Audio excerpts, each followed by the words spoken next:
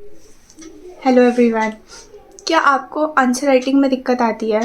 क्या आपको कीवर्ड देख के पता नहीं चलता है कि क्वेश्चन का एग्जैक्ट डिमांड क्या है, क्या लिखना है? क्या आप सोच नहीं पाते हैं? क्या आपको स्ट्रक्चर बनाने में मुश्किल आती है? क्या आप आंसर लिखते वक्त क्वेश्चन देखकर कंफ्यूज हो जाते हैं कि मैं एग्जैक्टली क्या लिखूँ? क्या आपको वैल्यू एडिशन करने में दिक्कत आती है? क्या आपको लगता है कि your answer is going everywhere, इसको कोई स्ट्रक्चर नहीं है, फ्लो नहीं है? क्या आपको लगता है कि आपका आंसर लैक कर रहा है? क्या आप मेहनत करना चाहते हैं, अपने आंसर को बेटर करना चाहते हैं?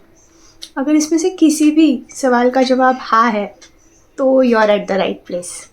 क्योंकि आपको पता है हम हमारे भागीरथ प्लस में लाइव इवैल्यूएशन करते हैं, और लाइव इवैल्यूएशन के दौरान मुझे और बहुत सारे टीम मेंबर्स को ये रियलाइज़ हुआ है कि बच्चों को कीवर्ड ऑफ द क्वेश्चन समझने में बहुत दिक्कत आती है। Children are unable to decipher कि एग्जैक्टली क्या लिखना है, क्या सब हेडिंग्स बनानी है। उनको स्ट्रक्चर बनाने में भी बहुत दिक्कत आती है। इसीलिए हमने नई सीरीज़ लाई है जहाँ पे हम हर एक कीवर्ड को एनालाइज करेंगे। हम आपको बताएंगे कि इसका सब हेडिंग क्या होगा, आंसर लिखते कैसे हैं, आंसर को समझते कैसे हैं। इन्फॉर्मेशन तो सबके पास है, बट एग्जामिनर वही देखेगा जो आपके आंसर कॉपी में लिखा हुआ है। आपका आंसर आपकी बेस्ट इन्फॉर्मेशन शोकेस करना चाहिए, और ये तभी होगा जब आपको पता होगा कि कीवर्ड क्या होता है। जैसे फॉर एग्जाम्पल कहा जाए डिस्कस यूनिफॉर्म सिविल कोड, या आपसे कहा जाए इवेलुएट यूनिफॉर्म सिविल कोड, या आपसे कहा जाए critically analyse uniform civil code. तीनों का आंसर एक नहीं होगा, तीनों के लिए इन्फॉर्मेशन एक ही इस्तेमाल होगी जो आपने पढ़ के गए हो, but answer depending on the keyword अलग अलग होगा। इसीलिए इस इनिशिएटिव में every keyword will be analysed, और एक प्रीवियस ईयर क्वेश्चन उस कीवर्ड से मैं पिकअप करूँगी, और मैं रियल टाइम में आपको सॉल्व करके दिखाऊंगी कि वो कैसे सॉल्व होता है। इसमें मैं वैल्यू एडिशन करके दिखाऊंगी, फ्लो चार्ट्स ड्रॉ करके दिखाऊंगी, डायग्राम्स ड्रॉ करके दिखाऊंगी। रियल टाइम में आप देख पाओगे कि आंसर लिखा कैसे जाता है, और कीवर्ड की भी क्लैरिटी आएगी। तो आई होप ये सीरीज़ आपको बहुत हेल्प करेगी। इसमें आप रेगुलरली फॉलो कर सकते हैं इस सीरीज़ को, और हर एक कीवर्ड को समझ सकते हैं, और हर कीवर्ड की अंडरस्टैंडिंग ही हाफ वर्क डन है। फिर आपको इन्फॉर्मेशन गैदर करनी है, और जो फनल हम बनाएंगे, जो स्ट्रक्चर्स हम बनाएंगे हर कीवर्ड के लिए, उसमें डालना है। और एग्ज़ाम सिचुएशन में आपको ज़्यादा सोचना नहीं पड़ेगा, क्योंकि हर कीवर्ड के लिए आपने फ्रेमवर्क बना के रखा होगा। And this is a tried and tested method. Every one who knows how to write a good answer definitely have some of the other funnel. उनके पास कोई तो ढांचा पहले से तैयार होता है जिस पे वो लोग पॉइंट्स एडिशन करते हैं, और ये ढांचा कीवर्ड के बेसिस पे बनता है। तो आई होप इस सीरीज़ को आप फॉलो करेंगे और समझेंगे कि कैसे लिखा जाता है एक बढ़िया answer in under 8 minutes. So now I will show you on iPad, सारा एनालिसिस दिखाएंगे। आज फर्स्ट कीवर्ड करेंगे डिस्कस, और ऐसे ही पूरे सीरीज़ में we will try to discuss every keyword, उसका डिमांड क्या है, उसका स्ट्रक्चर क्या होगा, और उस कीवर्ड से रिलेटेड एक पीवाईक्यू सॉल्व करके देखेंगे। तो चलो लेट्स गेट स्टार्टेड। तो चलिए स्टार्ट करते हैं। मैं पहले अपने बारे में थोड़ा सा बता देती हूँ। मेरा नाम स्नेहल शिंदे है, और मैंने IAS इंटरव्यू दिया है 2022 का। GS3 में उस साल मेरे 90 मार्क्स थे, और सारे GSs में मिला के 400 प्लस स्कोर था। ये रहा मेरे क्रेडेंशियल्स, आप मेरे मार्कशीट चैनल पे देख सकते हैं। तो हम मेन डिस्कशन की ओर बढ़ते हैं। कीवर्ड एंड आंसर का महत्व क्या है, इम्पोर्टेंस क्या है। वो बताता है कि हमें लिखना क्या है एग्जैक्टली। जो क्वेश्चन है उसके जो सब पार्ट्स है उसको जानने में हमारी मदद करता है, और नॉलेज, हमारा जो ज्ञान है उसको फनल करने में हमारी मदद करता है। इट हेल्प्स अस अंडरस्टैंड कि what are we writing exactly, and it helps us to generate points. अगर हमें कुछ नहीं भी आता है पर कीवर्ड का स्ट्रक्चर हमें क्लियर है, तो हम काफ़ी सारे पॉइंट्स वहीं से जनरेट कर सकते हैं। अभी सभी को पता है कि एक आंसर होता है, उसमें इंट्रोडक्शन होता है, परिचय, मेन बॉडी होती है, और अंत में कंक्लूजन होता है। ऐसे एक आंसर का सिस्टम होता है, ऐसे आंसर लिखा जाता है। तो इंट्रोडक्शन कैसे होगा, परिचय कैसे होगा?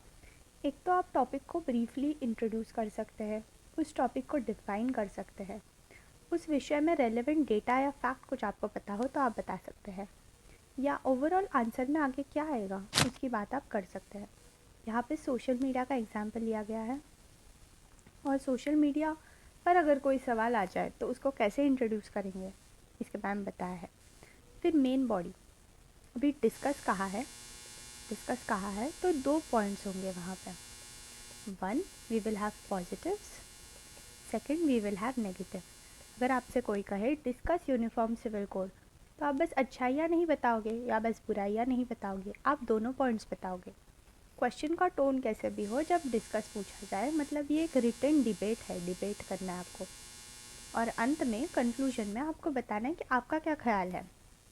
तो पॉइंट 1 में हम एक साइड प्रेजेंट करेंगे, पॉइंट 2 में हम ऑपोजिट साइड प्रेजेंट करेंगे, काउंटर आर्ग्यूमेंट्स देंगे, उसका एविडेंस देंगे, और फाइनली कॉन्ट्रास्ट कैसे होता है वो भी बताएंगे। और कभी कभी ऐसे होता है ना, एक विषय के 2 ही पहलू नहीं होते हैं, 2, 3, 4, 5 कितने ही पहलू हो सकते हैं। जैसे अगर हम इंक्लूसिव ग्रोथ की बात करें तो बस सक्सेस या फेलियर इसमें इसको नहीं तोला जा सकता है। Socio economic justice, gender justice, sustainability, ये सारी बातें इंक्लूसिव ग्रोथ में आती है। तो कभी कभी डिस्कस में 2, 3 या 4 भी पहलू हो सकते हैं। अगर एप्लीकेबल है तो आपको उनको एक्सप्लोर करना है। जब हम क्वेश्चन देखेंगे तो ये आपको ज़्यादा क्लियर होगा। अब कंक्लूजन में हम समराइज़ करेंगे मेन पॉइंट्स जो डिस्कस किए गए हैं, और फाइनली एक बैलेंस्ड इवैल्यूएशन दे सकते हैं, या फ्यूचर के लिए कोई सॉल्यूशंस हो, इम्प्लीकेशंस हो तो उनकी बात हम कर सकते हैं। की टिप्स क्या है, डिस्कस इस कीवर्ड से रिलेटेड है, न्यूट्रल और बैलेंस टोन रखना है। जब अपोजिंग व्यू पॉइंट चल रहा हो कभी भी एक साइड नहीं लेनी है। सपोर्ट आर्गूमेंट्स विथ एविडेंस और रियल वर्ल्ड एग्जाम्पल, बस आर्गूमेंट लिख के काम नहीं चलेगा, आपको एग्जाम्पल भी देना है, आपको सपोर्ट भी करना है आपके आर्गूमेंट को, थोड़ा सा एक्स्ट्रा भी बताना है। बस पॉइंट ऐसे लिख दिया, इंफ्रास्ट्रक्चर डेफिसिट नहीं चलेगा, उसको सब्सटैंशिएट भी करना है, और क्लियर और कंसाइज रहना है, और मल्टीपल पॉइंट्स को कवर करना है। बस एक ही पॉइंट पे ज़्यादा बातें नहीं करनी है, क्लियर कंसाइज भाषा में लिखना है और मल्टीपल पॉइंट्स को कवर करना है। अब हम इस क्वेश्चन को लेते हैं, इसका मैंने मॉडल आंसर दे रखा है यहाँ पे आपके पढ़ने के लिए, और ये पीडीएफ टेलीग्राम पर अवेलेबल होगी, हमारे ऐप पर भी अवेलेबल होगी, आप ऐप डाउनलोड करके वहाँ से इसको एक्सेस कर सकते हैं। तो चलिए इस क्वेश्चन को हल करने की कोशिश करते हैं। Discuss the impact of lockdown on Indian economy. क्या पूछा है, discuss the impact of lockdown on Indian economy. Review the budgetary strategy for combating the recessional trends in economy during this period. Okay, अभी suppose इसको आपको लिखना है 200 words में, ठीक है।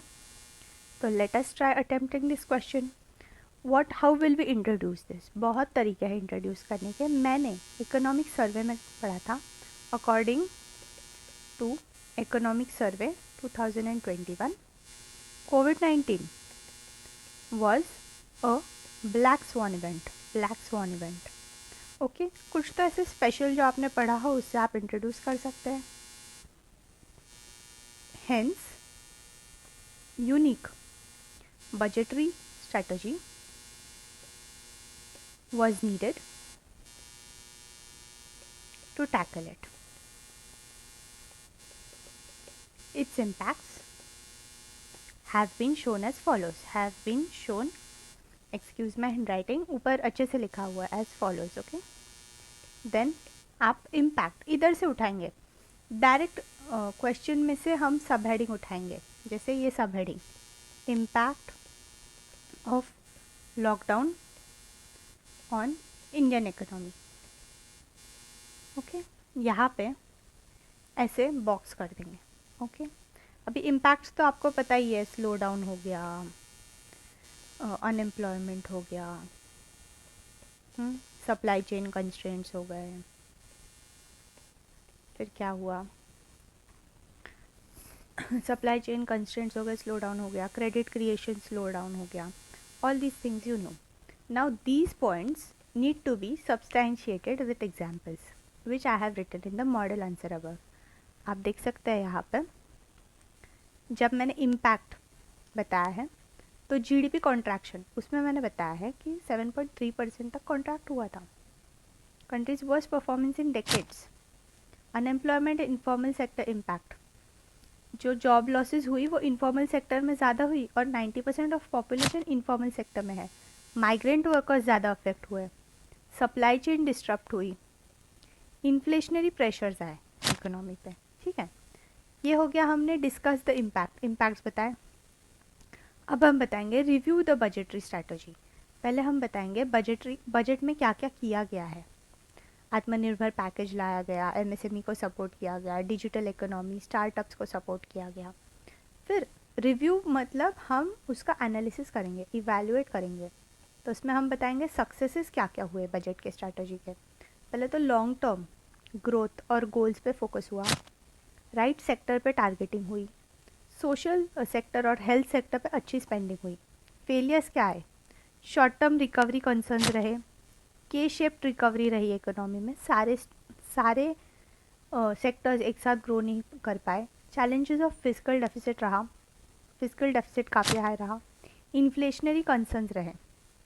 और फिर अंत में मैंने वे अहेड एंड इवैल्यूएशन बताया है कि एम्प्लॉयमेंट जनरेशन पे, लेबर इंटेंसिव पे फोकस करना चाहिए, रूरल डिस्ट्रेस एलिवेट करने के लिए कोशिश करनी चाहिए। और यहाँ पे मैंने अपना बैलेंस्ड व्यू दिया है कि economic impact was not immediately reversible, but the government measures laid down the groundwork for gradual recovery. Okay, मतलब यहाँ पे आप इम्पैक्ट बताएंगे, यहाँ पे उसका सब्सटैंशिएशन बताएंगे, फिर मेजर्स क्या क्या लिए हैं गवर्नमेंट ने उसका डायग्राम ड्रॉ करेंगे, फिर आप इवैल्यूएशन करेंगे, इवैल्यूएशन या रिव्यू करेंगे। रिव्यू में आप सक्सेस बताएंगे, क्या क्या हुई 1 2 3, फिर फेलियर्स बताएंगे 1 2 3, फिर आप वे अहेड बताएंगे, और finally you will end it with the conclusion. So that is how the keyword discuss, उसका आंसर ऐसे लिखा जाता है। आप मॉडल आंसर रेफ़र करके और क्लैरिटी मिल सकती है आपको समझने के लिए। यहाँ पे दोनों लैंग्वेजेस में दिया है, इंग्लिश और हिंदी दोनों में एक्सप्लेन किया है, और मॉडल आंसर और वे ऑफ राइटिंग भी दोनों लैंग्वेजेस में एक्सप्लेन किया है। I hope this session was helpful to you and helped in the subscription, helped in your preparation overall. So अगर आपको अच्छा लगे you can subscribe our channel, you can like it, comment कीजिए, please feedback दीजिए आपको कैसे लगा। Next आपको कौन सा कीवर्ड हम ऐसे डिस्कस करके बताइए। और ओवरऑल आपको और क्या जानना है, आंसर राइटिंग में आपके क्या प्रॉब्लम्स है। We really want to help you, हम चाहते हैं कि सबके आंसर राइटिंग डाउट सॉल्व हो। तो प्लीज़ कमेंट्स में बताइए कि नेक्स्ट कीवर्ड कौन सा हम डिस्कस करें। You can join our Telegram, you can join our YouTube, and you can download the app where all these materials will be accessible of this class and further keyword analysis classes to come. Thank you for your valuable time and I'm eagerly waiting आपके feedback के लिए। आप feedback दीजिए and see you next time जब हम कोई और keyword discuss करेंगे। Thank you so much.